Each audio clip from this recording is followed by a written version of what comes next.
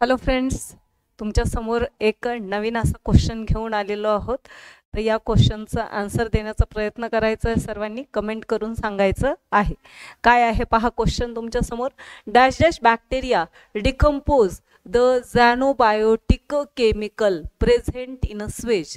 जे स्वेजमध्ये प्रेझेंट असलेलं झॅनोबायोटिक केमिकल आहे, तर हे केमिकल डिकम्पोज करण्यासाठी कोणत्या प्रकारचा बॅक्टेरिया यूज केला जात असतो. तर त्याचं पहा पर्याय आहेत हायड्रोकार्बोनोक्लास्टिक बॅक्टेरिया, डिकम्पोजिंग ई कोलाय का फेनॉल ऑक्सिडायझिंग बॅक्टेरिया.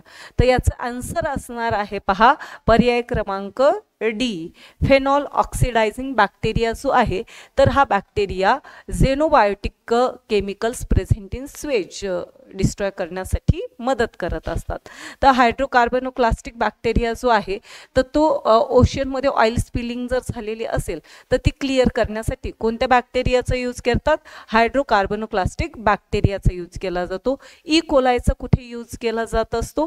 तर हे तुम्ही मला कमेंट करून सांगायचं आहे. ओके.